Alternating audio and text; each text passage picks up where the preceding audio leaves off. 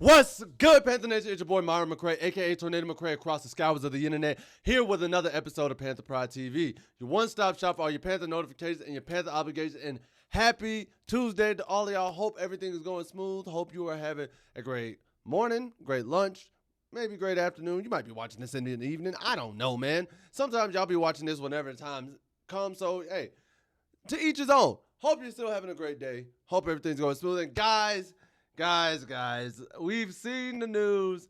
The news is coming. I hate the fact that it happened literally 20 minutes after I'd already made this video and had this video scheduled yesterday. But Jalen Ramsey is officially a Pittsburgh Steeler, man. Yep. Jalen Ramsey has officially been traded to the Pittsburgh Steelers. And not only that, so is Jonnu Smith. So has Jonnu Smith. Oh! I didn't expect this, but they gave up Minkah Fitzpatrick in the process. So as you can see here, obviously, Minkah Fitzpatrick, the Steelers gave up Jalen Ramsey and Jonnu Smith, as well as a 2027 7th-round pick to Pittsburgh. Or no, the Steelers gained Jalen Ramsey, Jonnu Smith, and a 2027 7th-round pick, and gave up to Miami Minkah Fitzpatrick and a 2027 5th-round pick. And boy, oh boy, that This tells me two things. This tells me two things off rip. One, Carolina is either A, sticking with their cornerback core, who they have at corner, or B, and I know, apologies for the typo, Minkah Fitzpatrick is listed as safety. I don't know what. I meant to put either DB or safety. Apologies about that, because I know somebody's going to point that out. But they are sticking with their corners that they have right now on the roster, or they are going to bring somebody in via free agency. That is the move. I don't think they're doing it with a trade. I don't foresee them going out and giving up an asset anymore. Like Jalen Ramsey was the hot commodity now, and now that he's gone, I don't foresee Carolina giving up any trade assets to get a corner in here. If it's going to be a corner, it's going to be through free agency. And if we're going to do that, hey, man, go ahead and call up Asante Samuel right now. Go call Asante Samuel right now. Dan, don't drag your feet on this. Please don't. Please do not. Please. You want to know why? You want to know why I say that? Listen, man. Training camp is right on July 21st, 22nd. Today is July 1st. That man got 20 days. 20 days. And don't get me wrong. I'm pretty sure the man's probably been in shape, X, Y, and Z. But the man got 20 days to learn this defense. If you're going to bring somebody in, do it now. Or at least before this weekend. I'm pleading. I am pleading. If you are going to bring in anybody, do it before this weekend and don't drag your feet thinking, we can wait it out. Or, we can sit there and just hope and be like, you know what, he ain't going to sign with nobody. No. Teams are moving. It's ramping up. Build that chemistry right now. And if you're not bringing in a corner, but you are bringing in somebody in the secondary, go ahead, get Simmons or Blackman. Preferably Blackman. Preferably Blackman. But I love Simmons too. Go ahead and get him. Dan, please, I'm begging you, bro. You don't want that sound. You don't want people to do that. You've been doing great this offseason. You have. You really have. I gave your draft and everything an A-. That's what I did. Because I've loved the move that you made. You've been doing art. But, bro, we need help in the secondary. General consensus. That's the general consensus a lot of us feel. We'd like an addition in the secondary because we are unsure of what we've seen. But, we don't know. Like, some people are really skeptic about it. If you're sticking with the core, I respect it. If you're sticking with the core and you say, these are our guys, I respect it 100%. I really do. But if you're bringing in somebody, if you are going to bring in a free agent, whether it is a free agent corner in Asante Samuel Jr. or a free agent safety in Simmons or Blackman, do it before this weekend. Please. For the love of all that is good and holy, please do it before the, man, I was shocked. One, I was actually shocked that the Steelers traded for him, but they gave up Minkah Fitzpatrick in the process. I was like, you could have just had Minkah and Jalen Ramsey. I don't know. But looking at this move affects Carolina and what they're going to do in the offseason going forward. And truth be told, I would be inclined to think they're more likely just going to stick with who they got at corner. Now, safety's still up for debate, but I'm more inclined to think Carolina's just going to stick with the corners. We got Mike Jackson and JC. I think that's who they're going with. That's who I foresee this as. And, hey, if that's what you're rocking with, that's what you're rocking with. That's all I'm saying. We had the opportunity. That's all I'm saying. Moving on to the next topic, man, on the schedule is, speaking of people and players, do y'all know who the biggest offseason surprise for players is? Kind of shocked me when I read this article. But so NFL Nation on ESPN.com, because some of y'all say I don't find sources. I don't I'm clickbaiting. So I went all this ESPN related, man. I do be searching ESPN, but luckily, our team doesn't get into a lot of shenanigans. We don't have a lot of offseason problems and stuff like that. So ESPN ain't been writing about us as much, and neither has NFL.com, but I was able to find some things. So please don't sit there and think I'm just rage baiting and trying to find click and stuff like that. But we'll talk about that more later. Back to this. So NFL Nation on ESPN.com wrote an article where they listed the most surprising player that's shown up in their eyes this offseason for each team in the league. So with that in mind, obviously, I got to look up who they picked for the Carolina Panthers. And to my shock and awe, I will admit, the person that they chose was actually Charles Smith-Wade. Nani? Yeah, the actual person they said that has shocked them the most is Charles Smith-Wade. And here's what they had to say in their segment. It's it wasn't just obvious to sideline observers, it was obvious to teammates that the 2024 fifth-round pick out of Washington State had a stellar offseason and will be a factor in 2025. Man, I think he's been the most impressive player, Pro Bowl cornerback J.C. Horn said. Smith-Wade's ability to play corner, nickel, and safety makes him valuable to a young defense trying to rebuild after finishing last in the NFL a year ago. Charles took advantage of an opportunity, Coach Dave Cannell said. He made tackles, had an opportunity on the interception, and he made it. This is from NFL Nation on ESPN.com. And, man, I'm going to say this. Charles, hey, happy you are getting the shine that you deserve, man. You deserve the shine if you have been putting in that work and grinding the way you have been. And because of that, I feel this bodes well. His versatility, just like I know we talked about Lathan Ransom's too, if he's this versatile and he can move around and everything like that, that works out for us because it means we can do what we have to do in the secondary on the back end, and I love that. I love having a versatile guy in the secondary as opposed to having a guy who can only play one spot there. Also, it leads us to think, you know what, we may not need additional help. We may not need additional help. I know some of you probably gonna look at me and y'all want to probably do this to me. I'm pretty sure. Oh!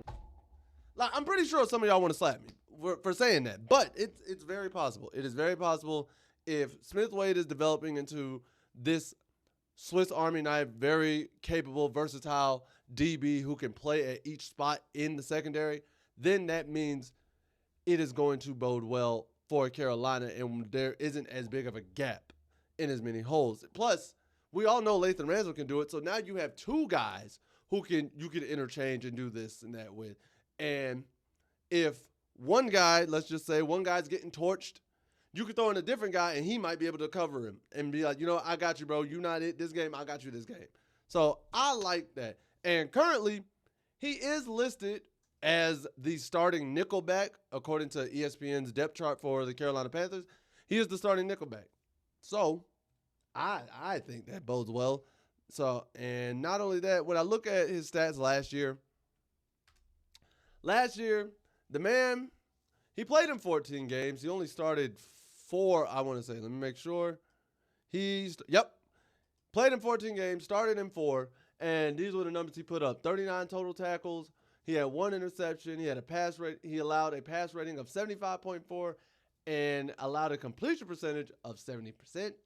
A little rough there because he was targeted 20 times and gave up 14 completions, but he did only allow 1 touchdown. So I definitely want to see that completion percentage allowed and that pass rating. I need that to take a dip. But the man was a rookie last year. And generally speaking, the rookie year generally is your worst year in anything. Your rookie year is generally your worst year because you're getting acclimated. You're learning the nuance at the pro level. So if this is indication and 70% and 75 QB rating with 1 touchdown allowed is the worst he gets and he only gets better, hey, I like it. I think that bodes well, and I'm actually looking forward to that. And then lastly, guys, so we jump from there, and the last thing I do want to talk about this because it's on my mind. And the divisions, let's rank the divisions based off the quarterbacks. And I know. A few of y'all don't even want to do that. Y'all know we probably at the bottom, X, Y, and Z. But, hey, this came from Nick Shook on NFL.com, and he went out of his way and ranked each division based off the quarterbacks heading into 2025. So we're going to take a look at this list, man, and here we go. To start off the list, let's see. First and foremost, he has the AFC West.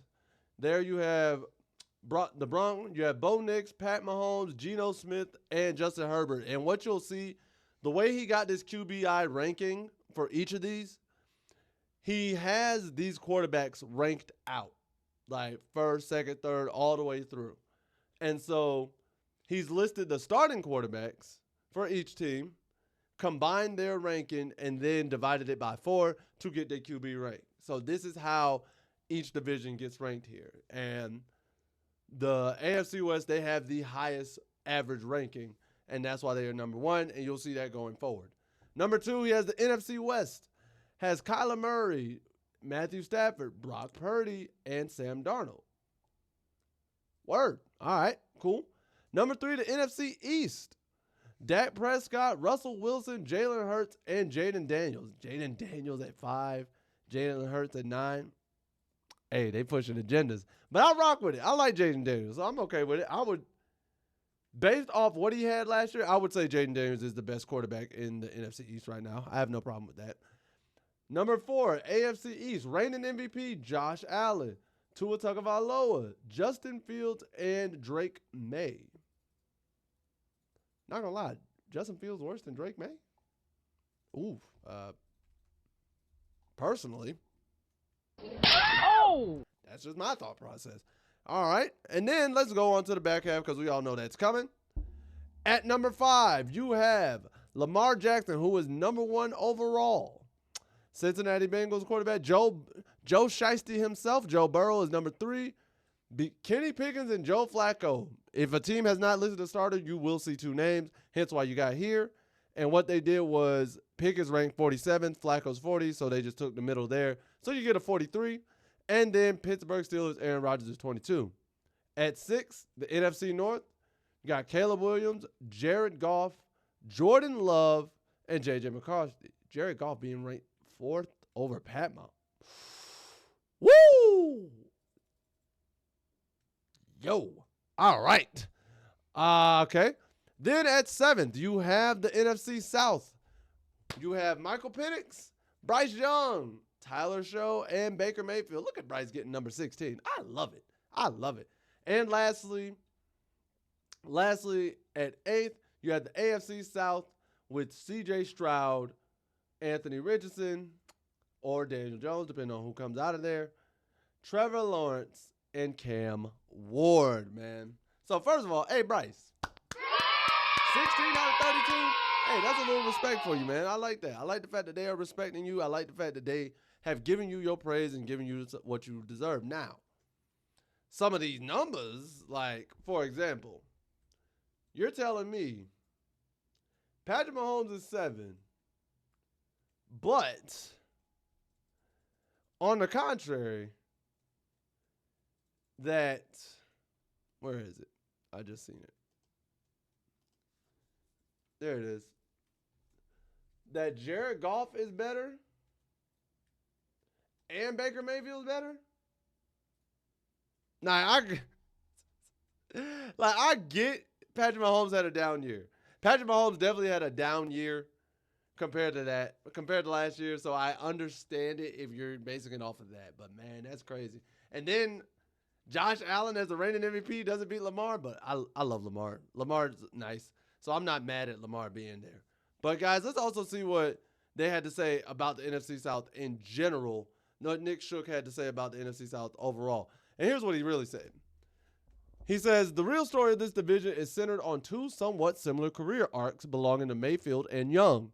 The former number 1 overall pick in 2018 found success before becoming a nomad for a season, learning necessary lessons and gaining humility before putting up consecutive years with the Bucs. Mayfield had found his home in Tampa, and his status as an excellent passer in the league is no longer questioned. Young, the number 1 overall pick in 2023, still has doubters, even after reclaiming what once appeared to be a doomed career.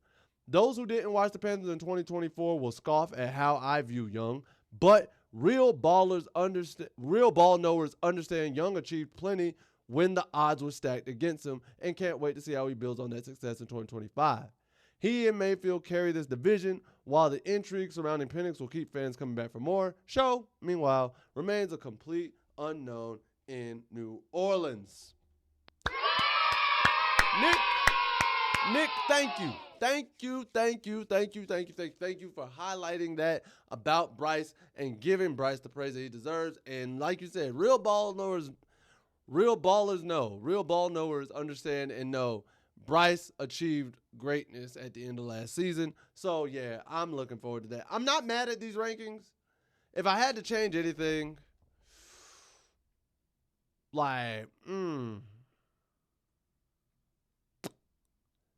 honestly, I probably would say that, based off what I know for QBs, man, I honestly would say, I can't even say that anymore. I used to say the AFC North would be hardest, but no, I can't really say that now. Can't really. You know what? Okay. All right. Yeah. All right. I guess I can see it. Yeah, I think they got it right, actually, now that I'm thinking about it and looking at it in depth. So, yeah, no arguments from me, man. No arguments from the kid. And then lastly, guys, let's go into our segment that we all know and love. Time for Panther Nation to speak y'all truth. Time to see what y'all said. And some of y'all will crucify me in the comment section. I mean, hey, it is what it is, bro. And I'm going to say this, man. Some of y'all I did see in this comment section sitting there saying, oh, yo, don't chase the clickbait. Oh, you really entertaining this nonsense? You really entertaining that? Like I said earlier, bro, we aren't getting as much love of legitimate articles and legitimate say-so. And Carolina doesn't get in trouble in the offseason. We've been handling our business. We don't have distractions. And that's a good place to be, in my opinion. That is a great place to be, in my opinion. So because of that, I'm just like, you know what? Let me go find something. Let me go see. Let me go search in depth when ESPN and NFL.com don't want to post about us. Let me just go find something. And I'm always trying to give y'all fresh content. That's also true. I'm always trying to give y'all fresh, something weird, something wild, something wacky. But also I get sometimes rumors are rumors. Sometimes they get oversaturated. And I don't want to sit there and bore y'all talking about the same 3 rumors, the same 3 main rumors. You get what I'm saying? So I hear y'all.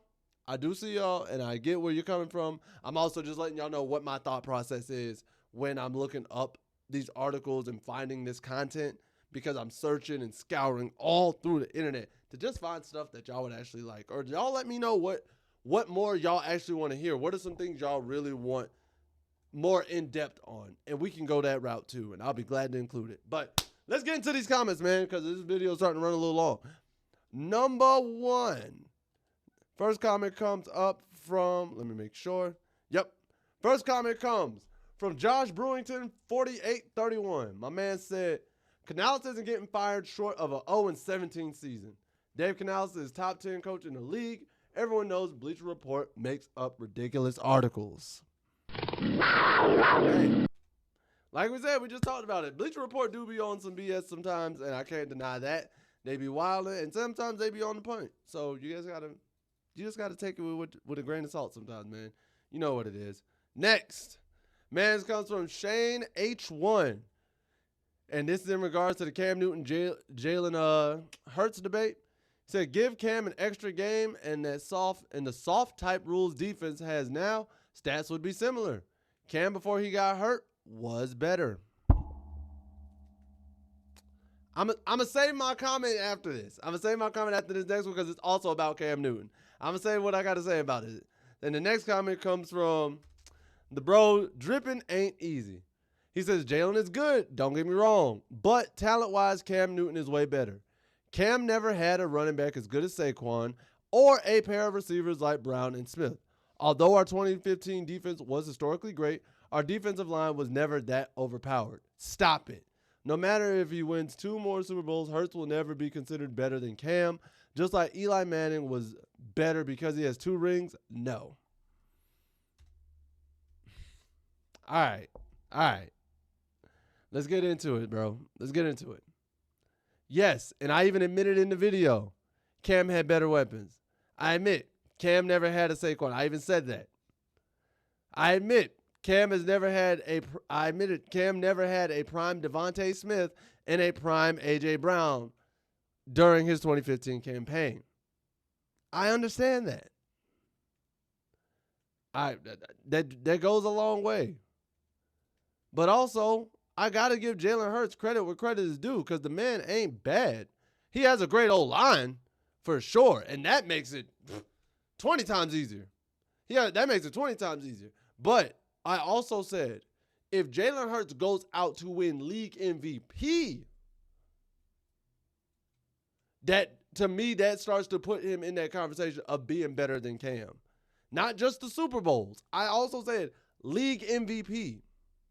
And that's very possible.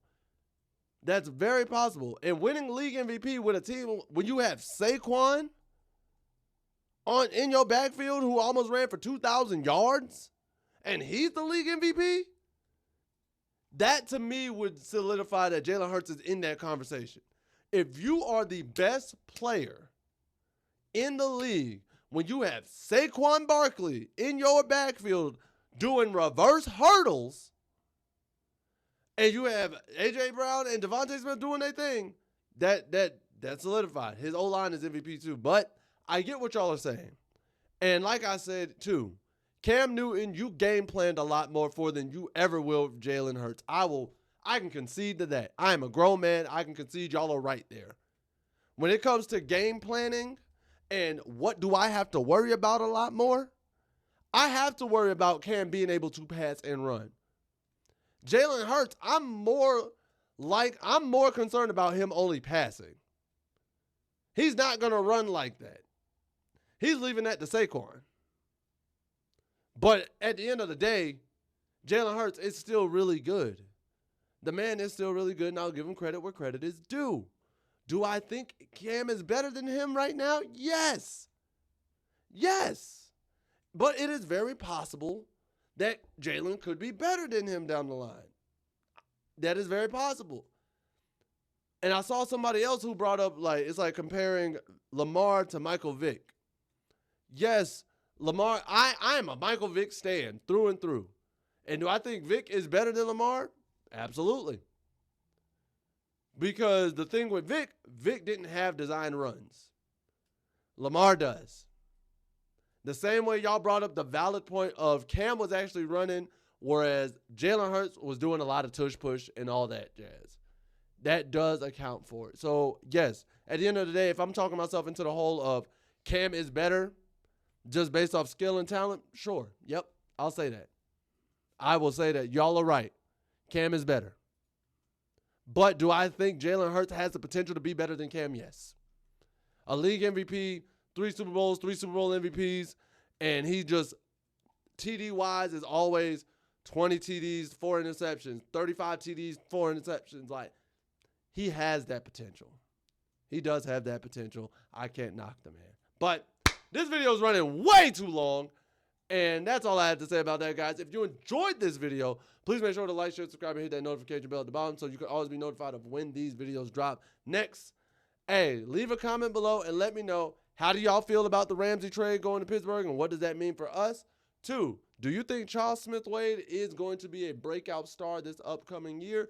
And 3, where would you rank the divisions based off quarterback play? And do you think we got put in the right spot? Do you think Bryce Young got put in the right spot at 16 and everything in between? Because at the end of the day, guys, what do I know?